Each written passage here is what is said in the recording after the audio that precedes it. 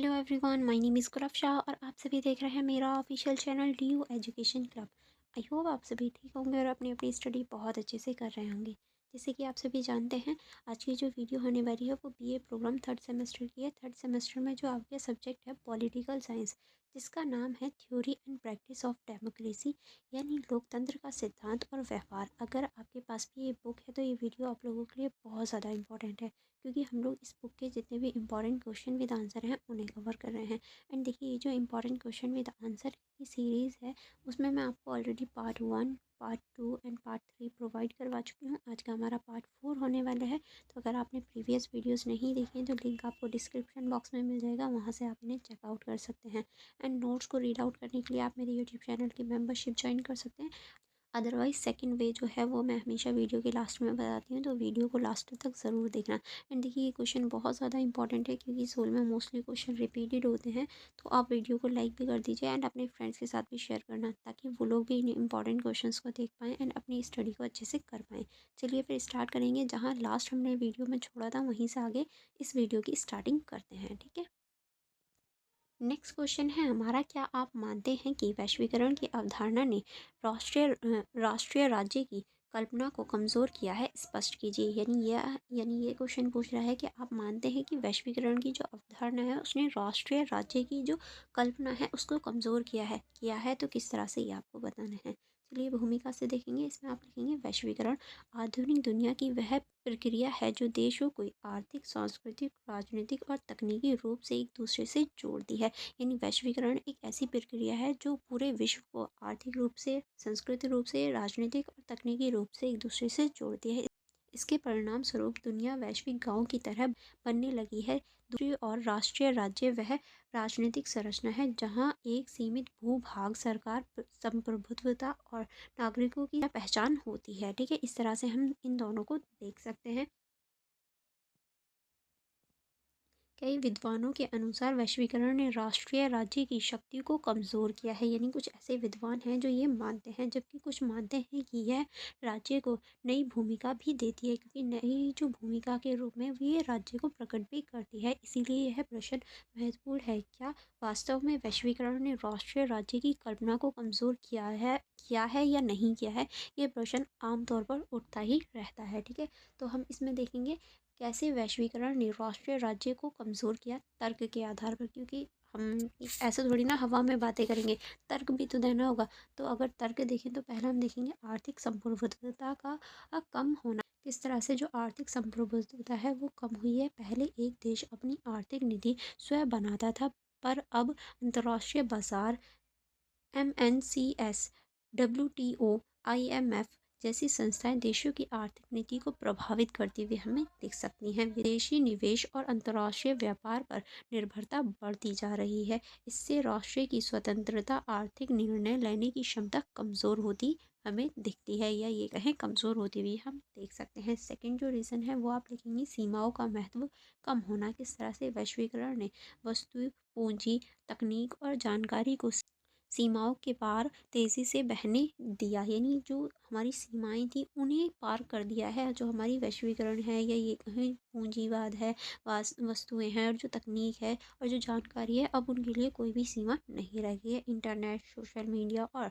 Technology ने भू सीमा की कठोरता समाप्त कर दी है। यानी अब जो हमारा इंटरनेट है, सोशल मीडिया है, टेक्नोलॉजी है, टीवी है, इन सभी ने जो भूमि सीमा थी उसको एक तरह से बिल्कुल ख़त्म ही कर दिया है। अगर देखिए, आप तो दिल्ली से हैं, आप मेरी वीडियोस देख रहे हैं। अगर कोई पाकिस्तान से भी मेरी वीडियोस देखना चाहेगा तो ऐसा थोड़ी ना है, उसे वीज़ा लगाना पड़ेगा या उसे पहले परमिशन लेनी पड़ेगी। वो देख सकता है सोशल मीडिया के माध्यम से। हमारी जो एक तरह से जो भूमि वाली जो सीमाएं थी वो ख़त्म होती हुई हमें दिखती, जिससे राज्य की भौगोलिक नियंत्रण क्षमता जो है वो घटती दिखाई देती है, या ये कहें घट गई है। ठीक है, नेक्स्ट अब हम देखेंगे विश्व संस्कृति का विकास और राष्ट्रीय संस्कृति का दबाव। किस तरह से जो विश्व संस्कृति का विकास है और जो राष्ट्रीय संस्कृति है उसका दबाव देखते हैं। इसमें आप देखेंगे वैश्विक फैशन, भाषा, संगीत, भोजन और जीवन शैली ने स्थानीय राष्ट्रीय संस्कृति पहचान को चुनौती दी है। क्योंकि जो विश्व भर में फैशन है, भाषा है, भोजन है, संगीत है, वो सभी फैलता हुआ हमें दिखाई देता है। नेक्स्ट अब हम देखेंगे पश्चिमी उपभोक्तावाद का प्रभाव बढ़ा। यानी जो पश्चिम के उपभोक्तावाद है या पश्चिम के लोग हैं उनका प्रभाव हम पूरे वर्ल्ड पर बहुत ज़्यादा देख सकते हैं, जिससे सांस्कृतिक राष्ट्रीयवाद कमज़ोर हो गया है। और जो सांस्कृतिक राष्ट्रीयवाद है वो कमज़ोर होता हुआ देख सकते हैं हम किसी भी देश का। ठीक है, नेक्स्ट अब हम देखेंगे राष्ट्रीय निर्माण में बाहरी हस्तक्षेप किस तरह से अंतर्राष्ट्रीय संगठन, जिसमें आप यूएन लिख सकते हैं, ईयू लिख सकते हैं, WHO लिख सकते हैं, देशों पर नीतिगत दबाव डालते हैं, क्योंकि ये नीतियाँ ऐसे बनाते हैं कि किसी भी देश पर दबाव डालते हुए हमें देख सकते हैं। मानवाधिकार, पर्यावरण और व्यापार मामलों में देश अब पूरी तरह से स्वतंत्र नहीं है, यानी हम इन मामलों में पूरी तरह से देश को स्वतंत्र नहीं देख सकते, क्योंकि ये ऐसे मुद्दे हो गए हैं जिन पर सभी देशों की राय लेना ज़रूरी है। इससे राष्ट्रीय राज्य की राजनीतिक संप्रभुत्वता प्रभावित होती हुई हमें दिखाई देती है। नेक्स्ट अब हम देखेंगे बहुराष्ट्रीय कंपनियों का प्रभाव, किस तरह से जो बहुराष्ट्रीय कंपनियां हैं वो भी प्रभाव डाल रही हैं। तो इसमें आप लिखेंगे कई MNCs की आर्थिक शक्ति कई देशों की सरकारों से भी अधिक हो गई है, यानी कई देशों की जो सरकार है उनसे भी अधिक कई ये जो संस्थान हैं उनकी शक्तियाँ देखने को मिलती हैं। वह रोजगार, तकनीक और निवेश के आधार पर नीतियों को प्रभावित करते हैं। इससे राज्य का नियंत्रण कमजोर भी हो जाता है या कमजोर हम देख सकते हैं। नेक्स्ट अब हम देखेंगे राष्ट्रीय राज्य क्यों पूरी तरह कमजोर नहीं हुआ। परितर्क, यानी जो हम कह रहे हैं कि राष्ट्रीय राज्य जो है वो कमज़ोर हुआ है लेकिन पूरी तरीके से नहीं हुआ है, इसके क्या परितर्क हैं। तो इसमें आप लिखेंगे वैश्वीकरण के बावजूद राष्ट्रीय राज्य नष्ट नहीं हुआ, बल्कि कई मामलों में उसकी भूमिका और मजबूत हुई है, यानी पूरी तरीके से नष्ट नहीं हुआ है लेकिन कई मामलों में इसकी जो भूमिका है वो भी मजबूत हुई है। हम ये चीज़ भी देख सकते हैं किस तरह से। तो इसमें आप पहले लिखेंगे सुरक्षा कानून व्यवस्था अभी भी राज्य के हाथों में है। सेना, पुलिस, न्यायपालिका, कानून ये सभी आज भी राज्य के नियंत्रण में ही होते हैं। कई अंतर्राष्ट्रीय संस्थाएं देश के अंदर कानून लागू नहीं कर सकती, यानी कई ऐसी अंतर्राष्ट्रीय संस्थाएं होती हैं वो देश के अंदर कानून लागू नहीं कर सकती, वहाँ सिर्फ राज्य ही कार्य करता है। देखिए यहाँ राज्य का जो वर्ड है वो देश के लिए यूज़ हो रहा है, ठीक है, क्योंकि हम जब इंटरनेशनल लेवल पे बात करते हैं तो हम कोई भी देश को देश कह के डोमिनेट नहीं करते, राज्य कहकर डोमिनेट करते हैं। ठीक है, नेक्स्ट अब हम देखेंगे राष्ट्रवाद का पुनरुत्थान किस तरह से जो राष्ट्रवाद है उसका पुनरुत्थान हुआ है। कई देशों में राष्ट्रवाद और स्वदेशीकरण की भावना भी बढ़ने लगी है, यानी राष्ट्रवाद की और स्वदेशीकरण की भावना हम यहाँ देख सकते हैं। ठीक है, नेक्स्ट अब हम देखेंगे भारत, अमेरिका, चीन जैसे देशों में राष्ट्रीय हित को प्राथमिकता दी जाती है।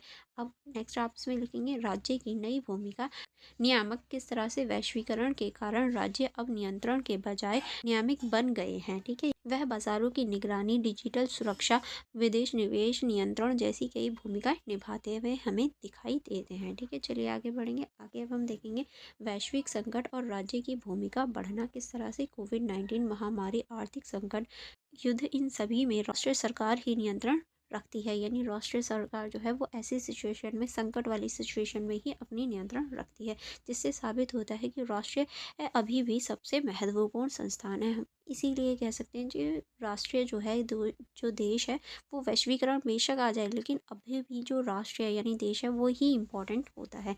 अब हम देखेंगे राष्ट्रीय राज्य और वैश्वीकरण का संबंध, निष्कर्ष, यानी हम इसके निष्कर्ष में क्या लिख सकते हैं कि इन दोनों का जो संबंध है वो कैसा है। तो इसमें आप लिखेंगे वैश्वीकरण ने राष्ट्रीय राज्य की पारंपरिक शिक्षा को चुनौती दी है, विशेषकर आर्थिक और सांस्कृतिक क्षेत्र में, यानी नो डाउट हम कह सकते हैं ये चुनौती तो देता है, यानी जो हमारे आर्थिक और सांस्कृतिक रूप में सबसे ज़्यादा ये चुनौती देता है, लेकिन इसने राष्ट्रीय राज्य को पूरी तरह कमज़ोर नहीं किया है बल्कि इसकी भूमिका को बदल दिया है, यानी कमज़ोर तो नहीं पूरी तरीके से किया लेकिन हाँ इसकी भूमिका को बदल ज़रूर दिया है।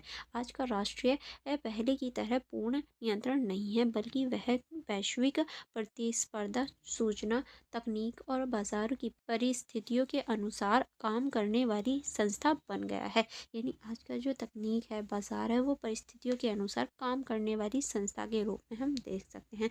अतः अगर हम निष्कर्ष की बात करें कि हम इस क्वेश्चन के निष्कर्ष में क्या बोलेंगे, तो चलिए निष्कर्ष देख लेते हैं। निष्कर्ष में आप लिखेंगे राष्ट्रीय राज्य कमजोर हुआ है पर नष्ट नहीं हुआ है, यानी हम कह सकते हैं निष्कर्ष में कमजोर तो हो गया लेकिन पूरी तरीके से नष्ट नहीं हुआ है, उसकी भूमिका बदल गई है पर महत्व बना हुआ है, यानी भूमिका में चेंजेस आए हैं लेकिन अभी भी महत्व बहुत ज़्यादा है इसका।